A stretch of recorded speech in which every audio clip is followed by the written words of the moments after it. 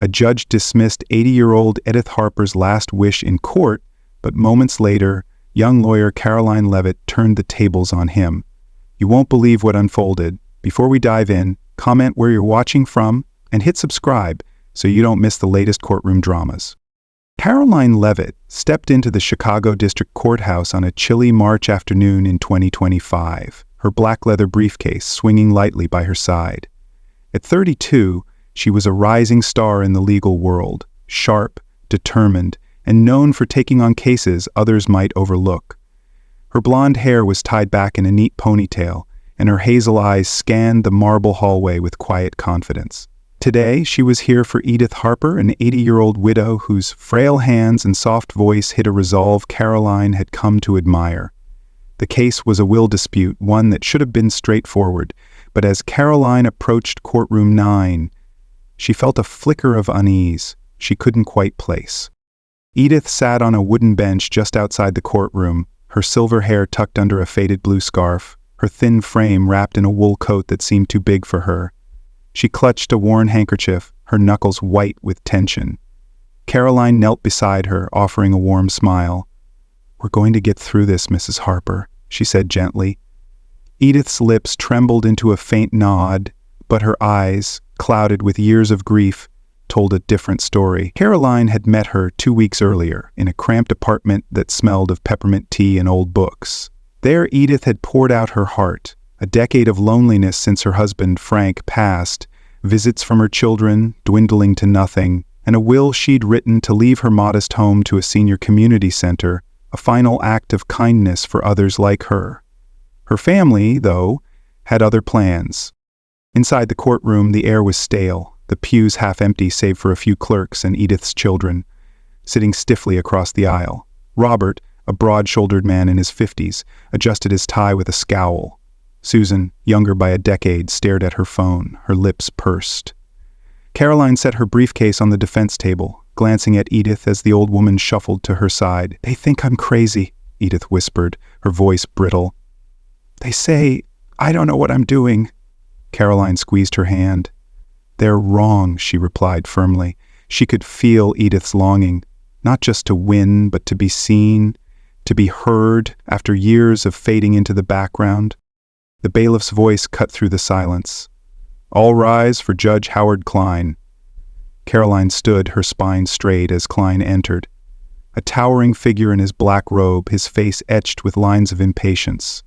At 65, he was known for swift rulings and a disdain for emotional pleas, a reputation that made Karoline's stomach tighten. He sat, barely glancing at the file before him. "Let's make this quick," he said, his voice a low rumble. "I've reviewed the matter. Edith Harper's will, leaving her estate to a community center, is contested by her family on grounds of mental incapacity. Based on their statements, I find the will invalid. The estate reverts to her heirs." Karoline blinked, her breath catching. Edith gasped softly beside her, a sound so faint it might have gone unnoticed, but to Karoline it was a cry of betrayal. She shot to her feet, her voice steady despite the shock. "Your Honor? We haven't presented our case. Mrs. Harper deserves to defend her decision." Klein's gray eyes narrowed, his lips curling into a thin, dismissive line. "At her age, Ms. Leavitt, clarity is rare. The family's testimony is enough. She's not fit to make such a choice." Karoline's pulse quickened. This wasn't just a ruling, it was an erasure, a stripping away of Edith's dignity. She glanced at her client, seeing the hurt in her trembling hands, the silent ache of a woman abandoned by those she'd raised.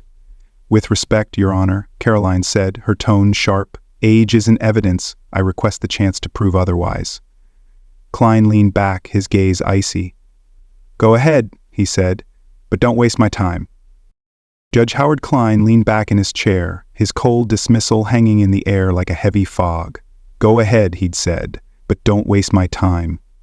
Karoline Leavitt stood rooted to the spot, her mind racing as the weight of his words settled over the courtroom.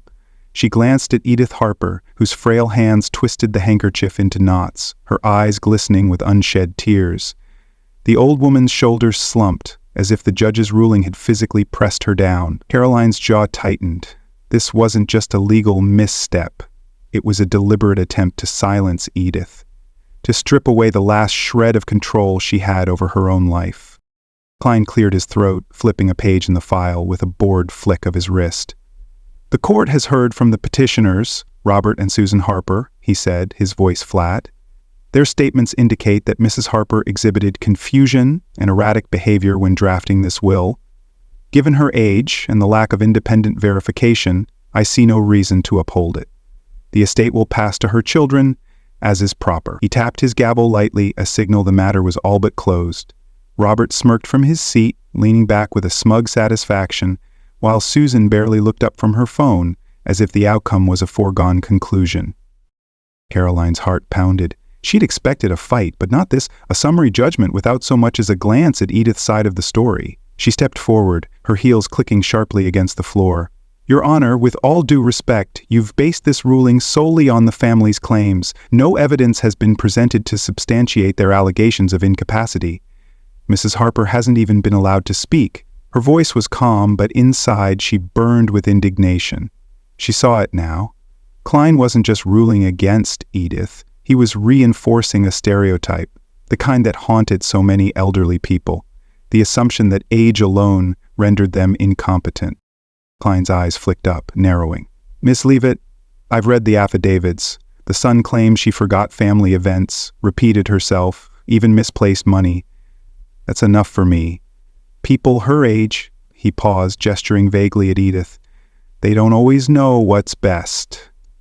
Edith flinched, a soft whimper escaping her lips, and Karoline felt a surge of protectiveness. She knew what this meant to Edith. Not just the house, but the right to decide her legacy, to prove she wasn't a relic to be dismissed. The elderly feared this most, losing their voice, their agency, to a world that saw them as burdens. "Your Honor," Karoline pressed, her tone firm but measured, "those are anecdotal claims, not medical proof. Forgetting a birthday doesn't equate to incapacity. Mrs. Harper wrote that will with a clear purpose, to support a senior community center. That's not erratic, it's deliberate. If you're going to invalidate her choice, we deserve a chance to show she's capable." She locked eyes with Klein, daring him to brush her off again. The courtroom grew still, the air thick with tension. Even the bailiff shifted uncomfortably, sensing the brewing storm. Klein leaned forward, his fingers steepled. "You're suggesting I've misjudged this?" His voice carried a faint edge, a warning. Karoline didn't blink. "I'm suggesting you've prejudged it, Your Honor. You've taken the word of two people who stand to gain financially over the woman who's lived in that home for 50 years. That's not justice. That's bias." A murmur rippled through the sparse audience, clerks and onlookers exchanging glances. Robert's smirk faltered, and Susan finally looked up, her brow furrowing. Klein's jaw tightened, his gavel hovering. "Careful, Ms. Leavitt. I'll allow you to present your case, but I expect hard evidence, not sentiment." He sat back, his gaze icy. "Proceed." Karoline exhaled, a quiet victory in that single word. She turned to Edith, whose eyes met hers with a flicker of hope. This wasn't over, not yet. Karoline knew she wasn't just fighting for a will, she was fighting for Edith's dignity, for every older person terrified of being erased. Karoline exhaled, the word "proceed" still echoing in her ears, as Judge Howard Klein settled back into his seat, his gaze icy and unyielding. She turned to Edith Harper, whose fragile frame seemed to shrink under the weight of the courtroom scrutiny, yet her eyes held a spark of hope that Karoline couldn't ignore. This was their moment, the chance to fight back against a ruling that had already dismissed Edith as irrelevant. Karoline straightened, her voice cutting through the tense silence. "Your Honor, I'd like Mrs. Harper to address the court. If her capacity is in question, let's hear from her directly." She shot a glance at Klein, daring him to refuse. Klein's lips pressed into a thin line, his fingers drumming lightly on the bench. "Very well," he said, his tone dripping with skepticism. "But keep it brief, Miss Leavitt. I'm not here for sob stories." Robert snorted softly from his seat, and Susan rolled her eyes, but Karoline ignored them. She helped Edith stand, guiding her to the witness stand with a steady hand. The old woman moved slowly, her cane tapping the floor, each step a quiet defiance against the assumption she was too frail to matter. As Edith settled into the chair, Karoline gave her an encouraging nod. "Tell them, Mrs. Harper. Tell them why you wrote that will." Edith adjusted her scarf, her voice trembling at first but growing steadier with every word. "My husband, Frank, died 10 years ago," she began, her eyes fixed on a point beyond the courtroom walls.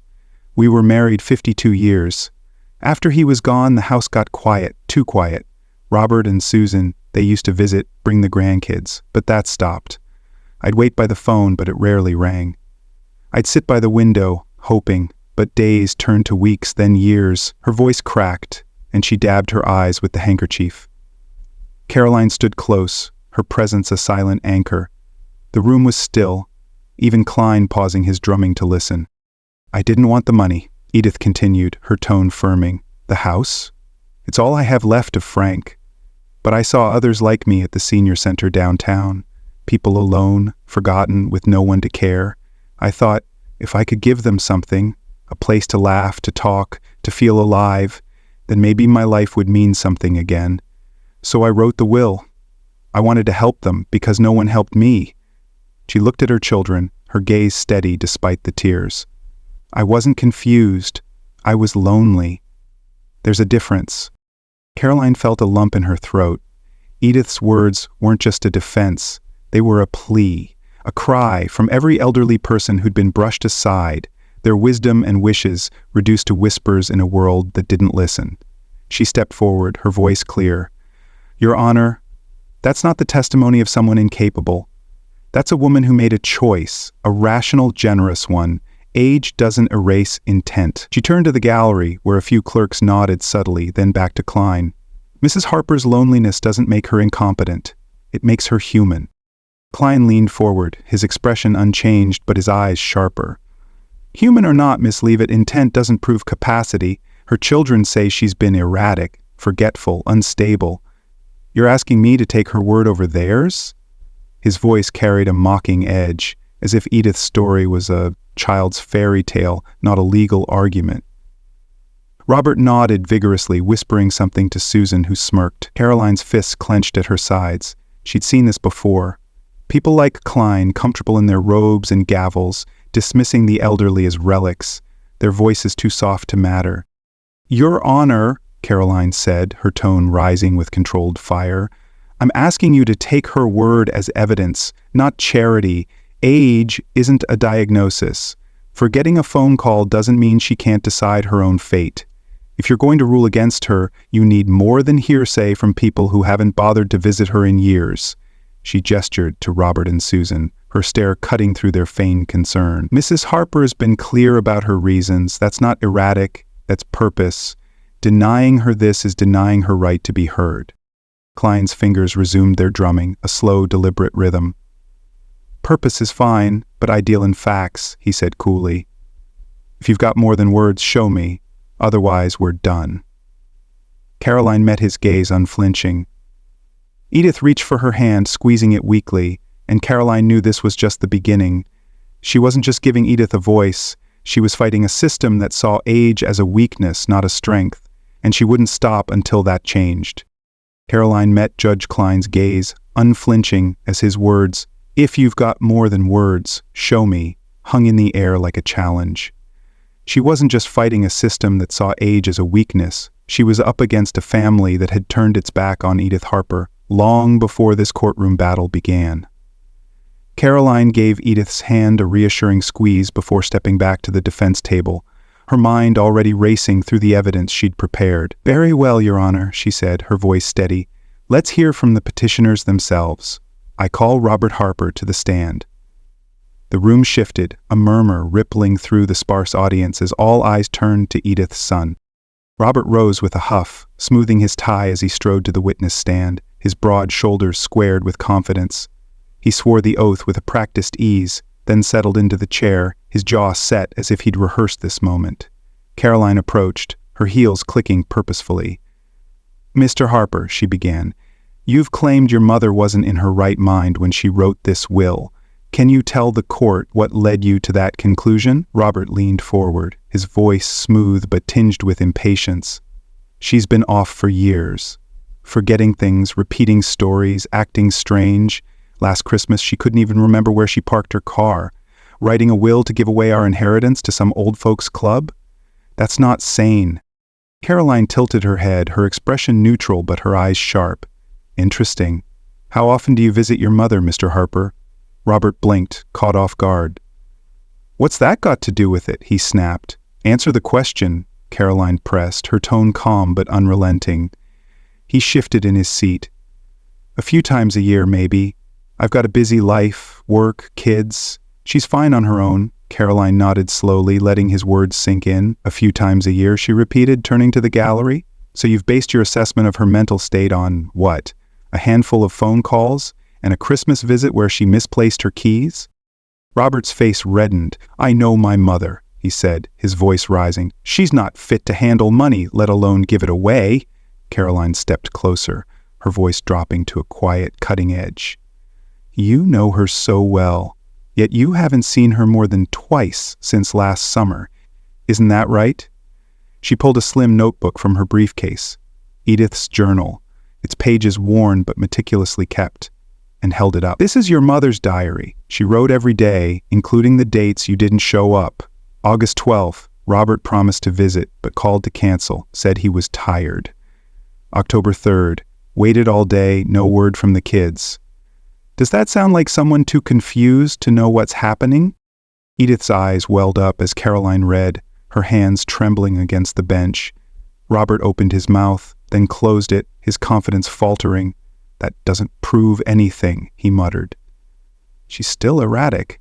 Karoline set the journal down, her gaze piercing. Erratic or just lonely? Because from where I'm standing, it looks like you've been too busy to notice the difference. Your mother wrote that will on June 15th, after visiting the senior center. She noted every detail, how much the house was worth, why she chose them. That's not confusion, Mr. Harper.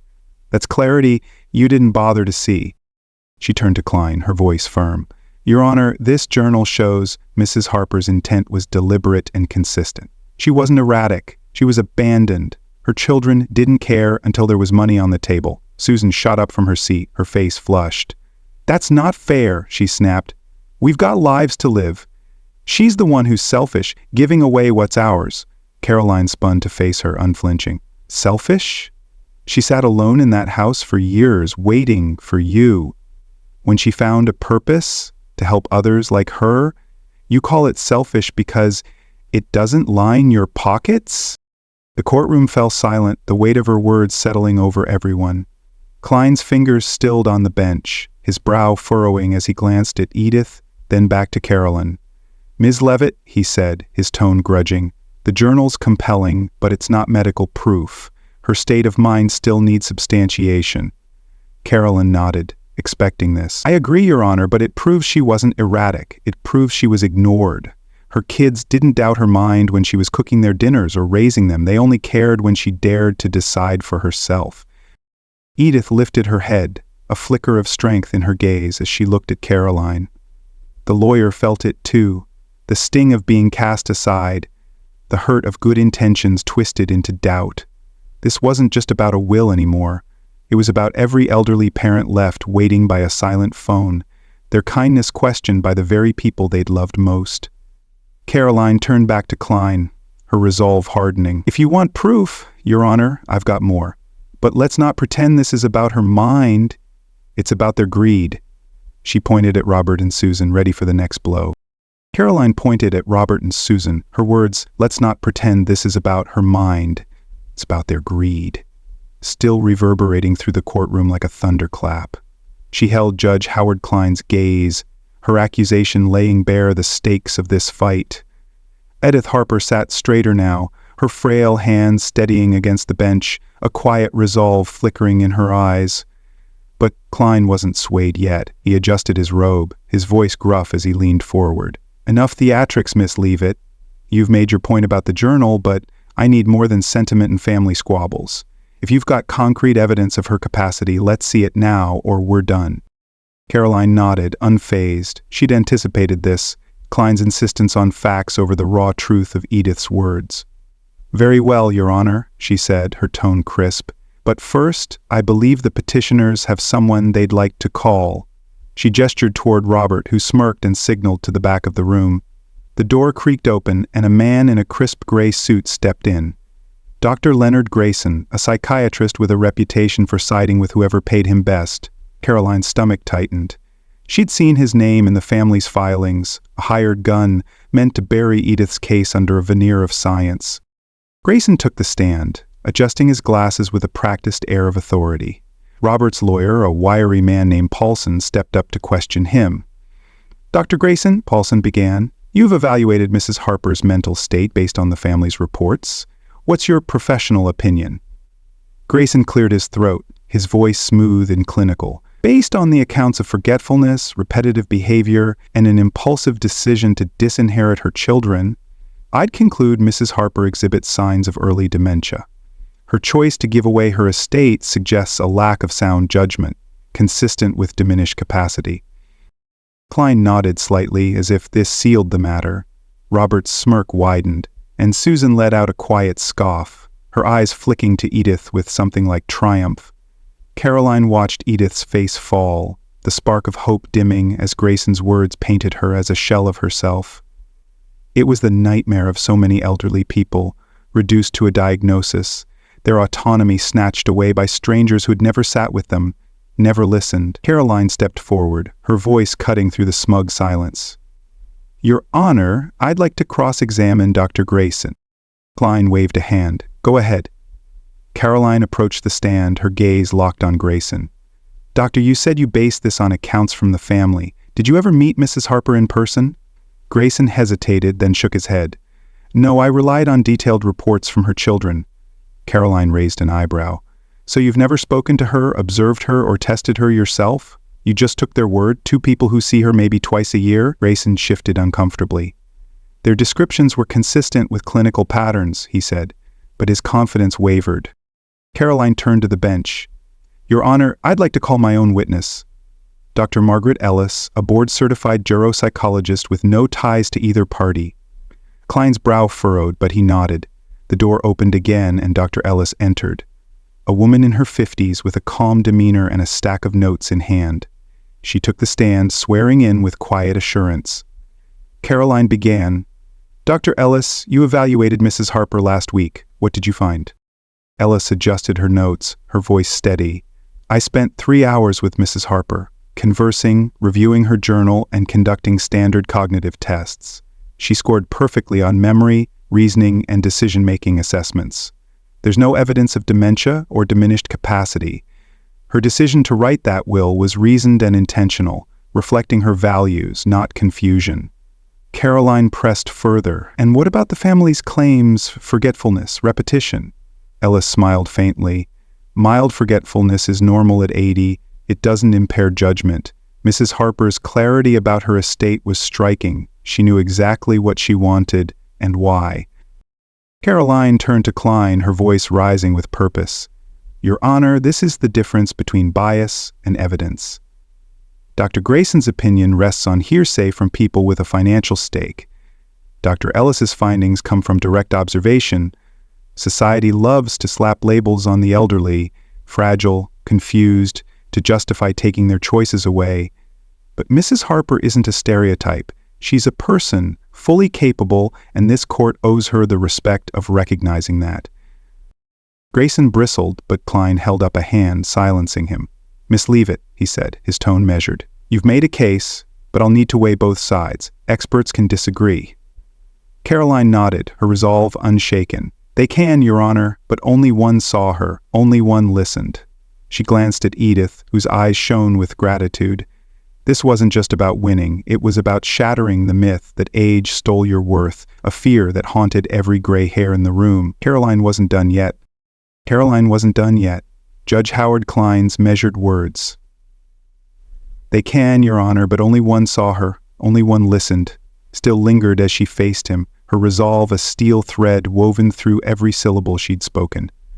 Dr. Margaret Ellis's testimony had cracked the foundation of the family's case, but Klein's reluctance to shift his stance told Karoline this fight wasn't over.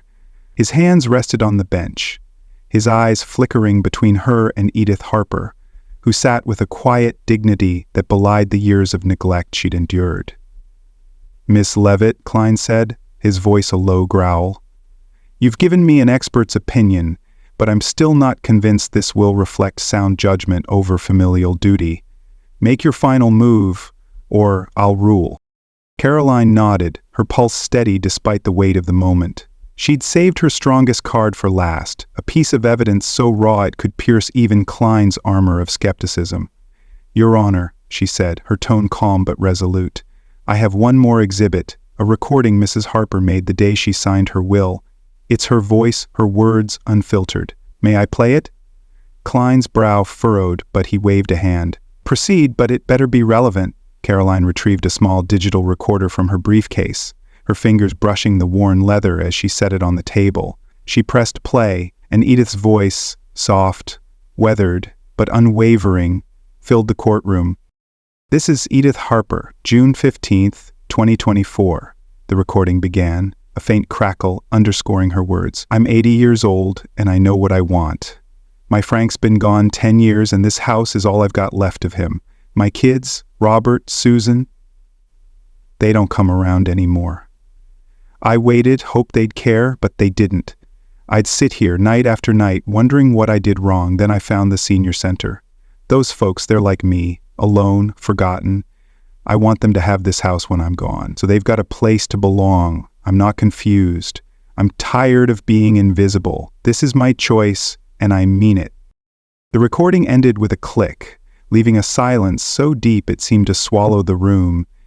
Edith's eyes brimmed with tears, her hands clutching the bench as if anchoring herself against the flood of memory. Karoline let the moment breathe, then turned to Klein. "Your Honor, that's not the voice of confusion. That's clarity. Painful, deliberate clarity. Mrs. Harper knew exactly what she was doing and why. Her family turned their backs, and she turned to others who needed her. To call that incapacity is to ignore her truth." Robert shot up, his face flushed. "That's manipulation," he barked. "She's playing the victim to guilt us." Susan nodded, her voice sharp. "She's always been dramatic, making us look bad." Karoline spun to face them, her gaze icy. "Dramatic? She sat alone for a decade while you built your lives without her. This recording isn't guilt. It's her heart laid bare. You didn't hear her then, but you'll hear her now." She faced Klein again, her voice rising. "Your Honor, Dr. Ellis confirmed her mental fitness. This recording proves her intent. The only confusion here is why her children think they deserve what they never valued." Klein's fingers stilled, his eyes narrowing as he studied the recorder, then Edith. The courtroom held its breath, the air thick with anticipation. Karoline pressed on, her words a quiet hammer. "People like Mrs. Harper, elderly, alone, they're not voiceless because they're weak. They're voiceless because we stop listening. She spoke on that tape, and she's speaking now. If you dismiss this, you're not just ruling against her will, you're ruling against her right to exist." Edith's tears spilled over, a silent sob shaking her shoulders, but her face lifted with something new. Pride. Klein leaned back, his jaw tight. He glanced at Dr. Grayson, who shifted uncomfortably, then at Robert and Susan, whose smugness had evaporated. "Ms. Leavitt," he said, his voice slow, deliberate, "you've made a compelling argument. The recording aligns with your expert's findings. I can't ignore that." He paused, the weight of his next words settling over the room. "The court finds Mrs. Harper's will valid. The estate will go to the senior community center, as she intended." He tapped his gavel, the sound sharp and final. Edith gasped, her hand flying to her mouth as tears streamed down her cheeks, not of sorrow, but of relief, of victory. Karoline turned to her, a soft smile breaking through her composure. "You did it," she whispered. Edith grasped her hand, her voice a trembling whisper. "Now you did. I haven't felt this, seen, in years." The gallery murmured, clerks exchanging nods of approval. Karoline felt the triumph too, not just in the win, but in giving Edith back her voice, a gift too many elderly never reclaimed. This was more than a case. It was a stand for every forgotten soul longing to matter again. This was more than a case. It was a stand for every forgotten soul longing to matter again. As Judge Howard Klein's gavel struck the bench, its echo fading into the hum of the courtroom, Karoline Leavitt felt the weight of the victory settle over her like a warm blanket. She turned to Edith Harper, whose tear-streaked face now glowed with a smile Karoline hadn't seen before, a smile of quiet triumph, of a woman who'd reclaimed her place in the world. The elderly widow reached for Karoline's hand, her grip surprisingly firm for someone so frail. "Thank you," Edith whispered, her voice thick with emotion. "I thought I'd lost everything, my home, my say. You gave it back." Karoline squeezed her hand in return, her own throat tightening. "You never lost it, Mrs. Harper. They just needed to hear you." The courtroom began to empty, Robert and Susan slinking out with tight-lipped scowls, their heads bowed under the sting of defeat. Karoline gathered her papers, tucking the recorder and Edith's journal into her briefcase with care. She offered her arm to Edith, and together they stepped into the marble hallway of the Chicago District Courthouse. The late afternoon sun streamed through the tall windows, casting golden light across the floor, and for the first time in years, Edith walked with her shoulders back, her cane tapping a rhythm of pride rather than necessity. Outside, the air was crisp, the city bustling around them, but in that moment it felt like just the two of them, a young lawyer and an old woman bound by a shared victory. They paused on the courthouse steps, Edith gazing out at the skyline. "The center will have the house now," she said softly, almost to herself. "A place for folks like me to sit, talk, maybe even dance a little." Her eyes sparkled with mischief, and Karoline laughed, picturing Edith twirling with a cane in hand. "They'll love it," Karoline replied, "and they'll know it's because of you." Edith's smile widened, and Karoline saw something shift in her.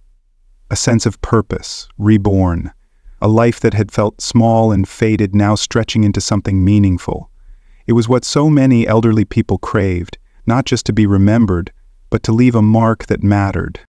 Karoline drove Edith home that evening, the old woman chatting animatedly about plans for the senior center, tea parties, book clubs, maybe a garden like the one she and Frank once tended. When they pulled up to the modest house on the quiet street, Edith turned to her. "You know, I thought my story was over," she said, her voice steady, "but you showed me it's not. I've got something left to give." Karoline smiled, her chest swelling with quiet pride. "You always did, Mrs. Harper. I just helped them see it." As Edith disappeared into her home, Karoline lingered in the car, watching the lights flicker on inside. She thought of her own grandmother, who'd passed years ago, alone in a nursing home her family rarely visited. This win wasn't just for Edith. It was for every elderly soul like her, dismissed by a world too busy to listen. The senior center would get the house, yes, but more than that, Edith had reclaimed her dignity, her legacy. Karoline started the engine, the Hume a soft promise to herself. She'd keep fighting, keep lifting up the voices that trembled but refused to break. Driving into the Chicago dusk, she felt a spark of hope, not just for Edith, but for a future where age didn't mean erasure, where every gray hair carried a story worth hearing.